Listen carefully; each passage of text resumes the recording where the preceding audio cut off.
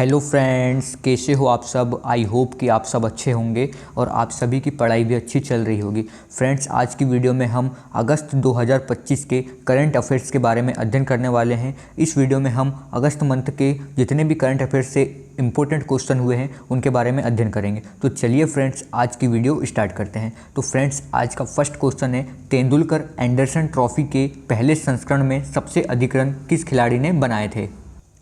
Friends, इसका right answer हो जाएगा option number C, Shubman Gill ने। तो तेंदुलकर एंडरसन ट्रॉफी के पहले संस्करण का आयोजन 20 जून से 4 अगस्त 2025 तक इंग्लैंड में किया गया था।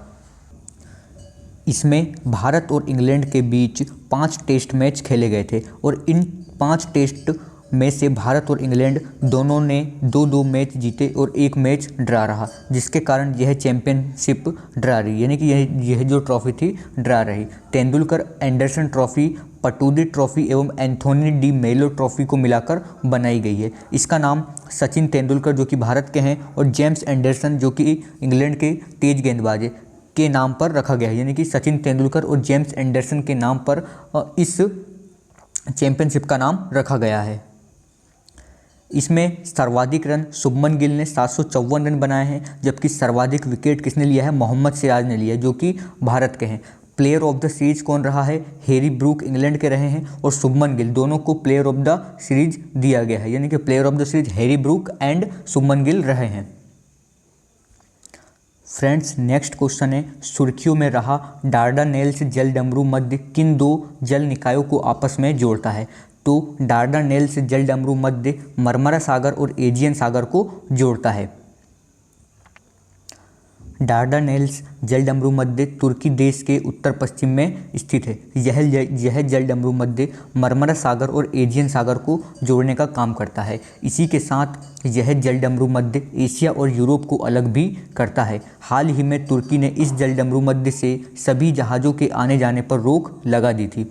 तो अब जानते हैं कि तुर्की ने इस जलडमरू मध्य पर प्रतिबंध क्यों लगाया था।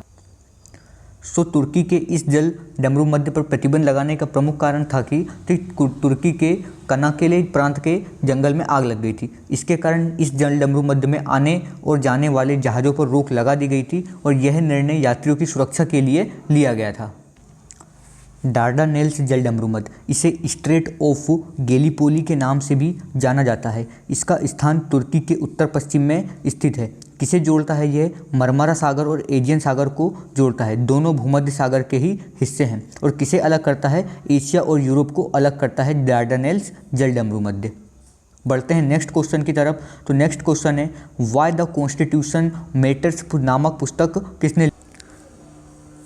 तो friends, why the constitutional matters पुस्तक भारत के पूर्व मुख्य न्यायाधीश D.Y. चंद्रचूड़ के द्वारा लिखी गई है। तो D.Y. चंद्रचूड़ ने व्हाई द कॉन्स्टिट्यूशनल मैटर्स पुस्तक लिखी है और यह किताब अगस्त मंथ में लॉन्च की गई थी। इस किताब में उन्होंने संविधान और उससे समाज में होने वाले बदलावों के बारे में बताया है। D.Y. चंद्रचूड़ जो कि महाराष्ट्र से रिलेटेड हैं, भारत के 50वें मुख्य न्यायाधीश रह चुके हैं, जिन्होंने CJI उदय उमेश ललित को प्रतिस्थापित किया था। चंद्रचूड़ 2024 में सेवानिवृत्त हुए और उनके जगह पर संजीव खन्ना ने स्थान लिया और संजीव खन्ना के बाद कौन बने हैं, B.R. गवई और सुप्रीम कोर्ट के मुख्य न्यायाधीश बने हैं। नेक्स्ट क्वेश्चन है, सुदर्शन चक्र मिशन क्या है जिसे प्रधानमंत्री नरेंद्र मोदी ने स्वतंत्रता दिवस 2025 पर घोषित किया था। तो सुदर्शन चक्र स्वदेशी multi layer air defence system है। प्रधानमंत्री नरेंद्र मोदी ने 15 अगस्त 2025 को लाल किले से संबोधन में मिशन सुदर्शन चक्र की घोषणा की थी। इसे अगले 10 वर्षों में यानी 2035 तक विकसित किया जाएगा। यह मिशन भारत के रेलवे स्टेशनों, अस्पतालों, धार्मिक स्थानों जैसे अहम सार्वजनिक जगहों की सुरक्षा के लिए एक उन्नत स्वदेशी सुरक्षा कवच है। इसमें उन्नत टारगेटिंग सिस्टम और अत्याधुनिक हथियार शामिल होंगे जो दुश्मन के मिसाइल और ड्रोन हमलों को रोकने और जवाबी हमला करने में सक्षम होगा। यह योजना आत्मनिर्भर भारत के तहत भारत की रक्षा क्षमताओं को मजबूत करेगी। तो इसका राइट आंसर हो जाएगा ऑप्शन नंबर बी, स्वदेशी multi layer and air defence system के लिए लॉन्च किया गया है। नेक्स्ट क्वेश्चन है, फुटबॉल टूर्नामेंट डूरंड कप के 134वें संस्करण का खिताब किसने जीता है। सो फ्रेंड्स, इसका राइट आंसर हो जाएगा ऑप्शन नंबर ई, ए नॉर्थ ईस्ट यूनाइटेड, यानी कि फुटबॉल टूर्नामेंट डूरंड कप के 134वें संस्करण का खिताब नॉर्थ ईस्ट यूनाइटेड ने जीता है। डूरंड कप 2025 23 जुलाई को शुरू हुआ था। डूरंड कप का 2025 में इसका संस्करण 134वां रहा था। इसका फाइनल मैच कोलकाता के सोल्ट लेक स्टेडियम में खेला गया था, जिसमें नॉर्थ ईस्ट यूनाइटेड ने डायमंड हार्बर को 6-1 से हराकर यह खिताब जीता था। 34 साल के इतिहास में पहली ऐसी टीम नॉर्थ ईस्ट यूनाइटेड बन गई है जो खिताब का बचाव करने में कामयाब रही है। पुरस्कार की बात करें तो गोल्डन बॉल यानी कि सर्वश्रेष्ठ खिलाड़ी का खिताब किसे दिया गया है? Alaaeddine Ajaraie North East United FC को दिया गया है। गोल्डन बूट का अवार्ड जो सर्वाधिक गोल करता है उसे दिया जाता है अलाउद्दीन अजराई, जिन्होंने 8 गोल किए हैं। गोल्डन ग्लव का अवार्ड जो कि सर्वश्रेष्ठ गोलकीपर को दिया जाता है Gurmeet Singh north East United FC को दिया गया है। डूरंड कप जो कि डूरंड कप एशिया का सबसे पुराना और दुनिया का तीसरा सबसे पुराना फुटबॉल टूर्नामेंट है, जिसकी शुरुआत 1888 में शिमला में हुई थी। याद रखना है कि 1888 में शिमला में की गई थी डूरंड कप की शुरुआत। मोहन बागान SG सर्वाधिक 17 बार इसे जीता है और ईस्ट बंगाल FC इसे 16 बार जीता है। डूरंड कप 2025 की बात करें तो पुरस्कार राशि 3 करोड़ रुपए दी जाएगी, जिसमें 24 टीमों ने भाग लिया था और 2024 का विजेता कौन रहा था? नॉर्थ ईस्ट यूनाइटेड FC रहा था और उप विजेता मोहन बागान सुपर जॉइंट था। तो इसका राइट आंसर हो जाएगा ऑप्शन नंबर है नॉर्थ ईस्ट यूनाइटेड। बढ़ते हैं नेक्स्ट क्वेश्चन की तरफ। ला गणेशन जिनका हाल में निधन हुआ है वे किस राज्य के राज्यपाल थे? तो राइट आंसर हो जाएगा ऑप्शन नंबर सी नागालैंड। ला गणेशन का 80 वर्ष की आयु में निधन हो गया है। वे भारतीय राजनीतिज्ञ थे और वर्तमान में नागालैंड के 16वें राज्यपाल थे।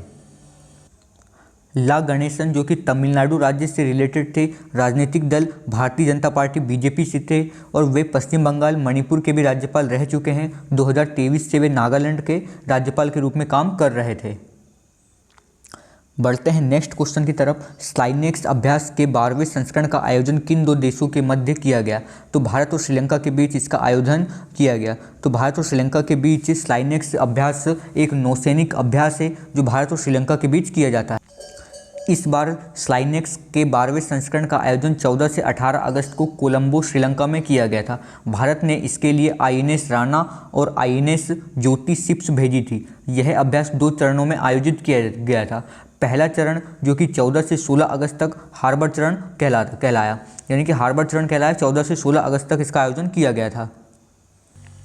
दूसरा चरण 17 से 18 अगस्त को समुद्री चरण कहलाया। 11वां संस्करण विशाखापट्टनम भारत में किया गया था। बढ़ते हैं नेक्स्ट क्वेश्चन की तरफ। भारत का 89वां शतरंज ग्रैंड मास्टर कौन बना है? तो एस रोहित कृष्णा भारत के 89वें शतरंज ग्रैंड मास्टर बन गए हैं। उन्होंने यह उपलब्धि कजाकिस्तान में आयोजित अल्माटी मास्टर्स कोनाएव कप में हासिल की है। इससे पहले दिव्या देशमुख भारत की 88वीं ग्रैंड मास्टर बनी थी जब उन्होंने फीडे महिला विश्व कप जीता था। रोहित कृष्णा एस तमिलनाडु राज्य से रिलेटेड हैं और इनकी आयु 20 साल है। तो राइट आंसर हो जाएगा एस रोहित कृष्णा जो कि भारत के 89वें शतरंज ग्रैंड मास्टर बने हैं। नेक्स्ट क्वेश्चन है, हाल ही में अंतर्राष्ट्रीय ओलंपिक समिति IOC द्वारा किसे मानसिक स्वास्थ्य राजदूत के रूप में नियुक्त किया गया है?